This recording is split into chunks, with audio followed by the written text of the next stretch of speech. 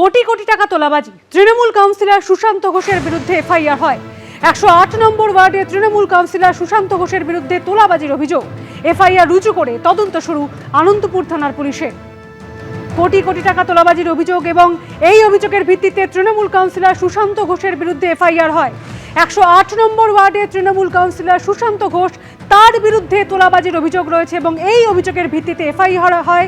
FIR রুজু করে তদন্ত শুরু করেছে আনন্দপুর থানার পুলিশ। বিধানসভায় সই জাল করে এবার মুখ পুড়ল তৃণমূলের সই জালিয়াতি ফাঁস করতে দল থেকে বহিষ্কার করা হলো দুই বিধায়ক ঋতব্রত বন্দ্যোপাধ্যায় এবং সন্দীপন সাহাকে।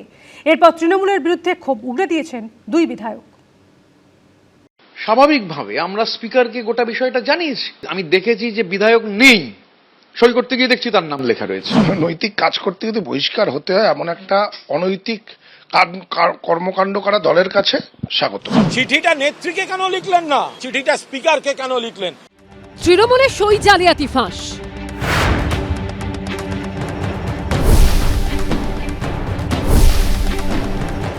আর ফাঁস করলেন তৃণমূলেরই যে দুই বিধায়ক, তাদের তড়িঘড়ি বহিষ্কার করলেন মমতা বন্দ্যোপাধ্যায়।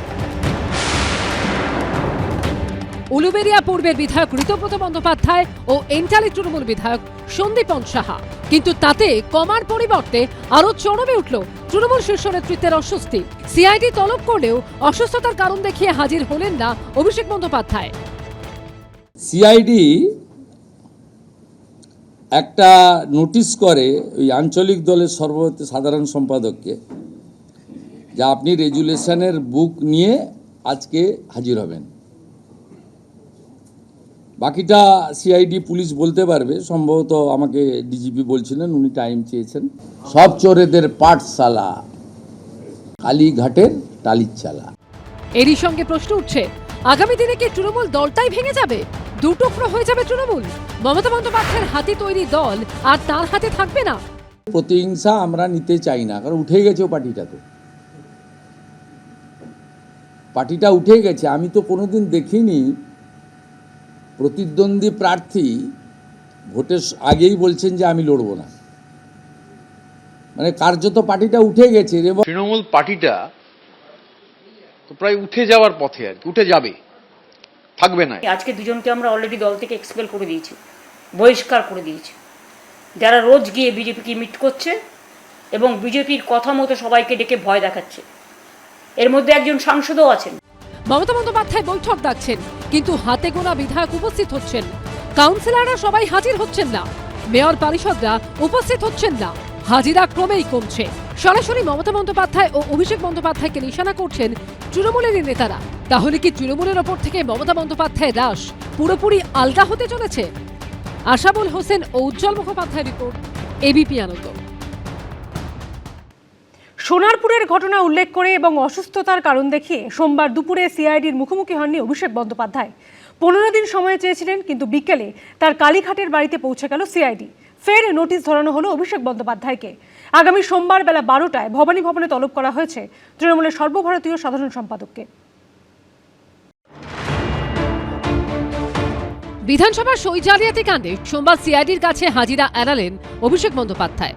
এদিন বিকেলেই অভিষেক বন্দ্যোপাধ্যায়ের কালীঘাট রোডের বাড়িতে পৌঁছে গেল সিআইডি। আগামী সোমবার ফের ভবানী ভবনে অভিষেক বন্দ্যোপাধ্যায়কে হাজির হতে নির্দেশ দেওয়া হয়েছে।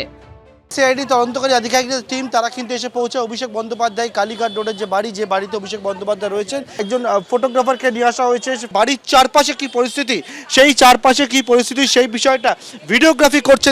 বিধানসভায় সই জালিয়াতি কাণ্ডের তদন্তে সোমবার অর্থাৎ 1 জুন অভিষেক বন্দ্যোপাধ্যায়কে ভবানী ভবনে হাজির হতে বলা হয়েছিল।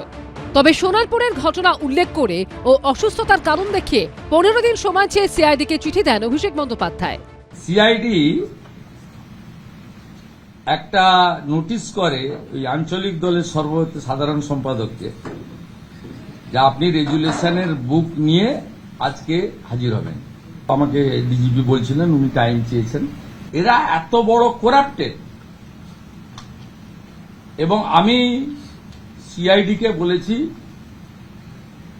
ভারতীয় ন্যায় সংহিতাতে ফৌজদারিতে যা যা আছে অ্যাকশন আমরা নেব। কারো অসুবিধা থাকলে, কেউ অসুস্থ থাকলে তাকে টাইম দেবেন কিনা আইও বা তার অর্গানাইজেশন ঠিক করবে।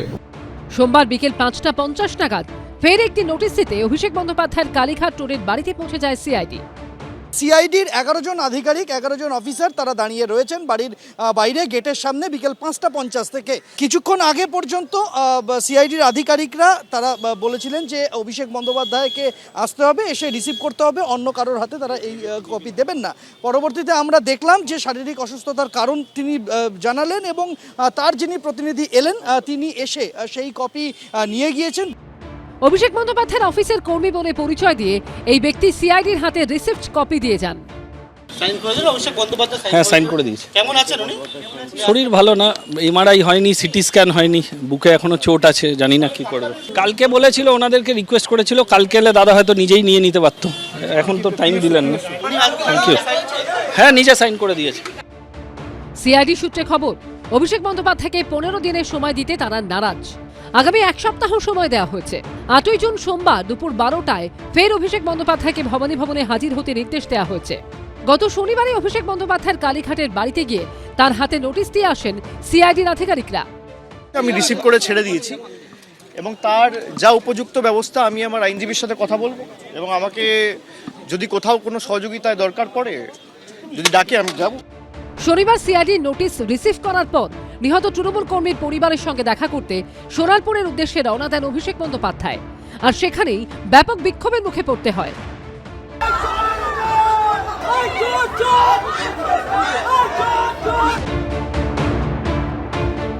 কলকাতায় ফেরার পর প্রথমে অ্যাপোলো ও পরে বেলভিউ হাসপাতালে নিয়ে গেলেও কোথাওই ভর্তি হতে পারেননি অভিষেক। এদিকে শারীরিক অসুস্থতার কারণে সোমবার সিআইডির কাছে হাজিরা এড়ান তিনি। অন্যদিকে সই বিতর্কের তদন্তে স্পেশাল ইনভেস্টিগেশন টিম গঠন করল সিআইডি। একজন ডিআইজি নেতৃত্বে টিমে থাকবেন একজন ডিএসপি এবং 2 জন ইন্সপেক্টর। পার্থপ্রতিম ঘোষ, সন্দীপ সরকার ও হিন্দলদের রিপোর্ট, এবিপি আনন্দ। 15ই মের পর 1 জুন পুর নিয়োগ দুর্নীতির মামলায় ফের ইডির জিজ্ঞাসাবাদের মুখোমুখি হলেন রথীন ঘোষ।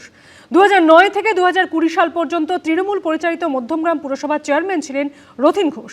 ইডির সূত্রে দাবি 2014 থেকে 2018-এর মধ্যে ওই পুরসভায় নিয়োগে বড়সড় দুর্নীতি হয়েছে। পুর নিয়োগ দুর্নীতির মামলায় সোমবার ফের প্রাক্তন খাদ্যমন্ত্রী ও তৃণমূল বিধায়ক রথীন ঘোষকে ম্যারাথন জিজ্ঞাসাবাদ করল ইডি। সোমবার সকাল 11:30 নাগাদ ইডি দফতরে ঢোকেন রথীন ঘোষ। ডেকেছে, এসছি, কিছু ডকুমেন্ট চেয়েছিল, সেগুলো নিয়ে এসছি। ওই ইনকাম ট্যাক্সের রিটার্ন এসবগুলো। এপ্রিল মাসে 2 বার এবং মে মাসে 4 বার, অর্থাৎ মোট 6 বার তলবে মাত্র 2 বার হাজিরা দিয়েছেন রথীন ঘোষ।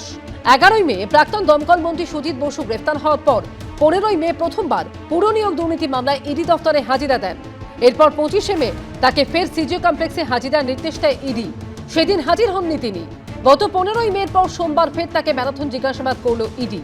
কর্মফল তাড়া করছে, এখন কার ঘাড়ে চাপবে, কাকে ছেড়ে দেবে সেটা কর্মফলই জানে আর প্রশাসন জানে বা ওই এজেন্সিরা জানে, আমরা জানি না। তবে আমরা বলবো যে ধরলে বা ছাড়লে যাই করুন না কেন তার যেন একটা সাজা হয় বা যারা প্রকৃত দোষী তাদের যেন ছাড়া হয়। এই ধরা ছাড়ার ছেলে খেলা দেখতে দেখতে বাঙালি ক্লান্ত, আমাদের কোনো উৎসাহ নেই। 2023-এর 5ই অক্টোবর পুর নিয়োগ দুর্নীতির মামলায় তৎকালীন খাদ্যমন্ত্রী রথীন ঘোষের বাড়িতে তল্লাশি চালায় ইডি। চলে ম্যারাথন জিজ্ঞাসাবাদও। 2009 থেকে 2020 সাল পর্যন্ত তৃণমূল পরিচালিত মধ্যমগ্রাম পুরসভার চেয়ারম্যান ছিলেন রথীন ঘোষ। ইডি সূত্রে দাবি 2014 থেকে 2018-এর মধ্যে ওই পুরসভাতেও নিয়োগে বড়সড় দুর্নীতি হয়েছে।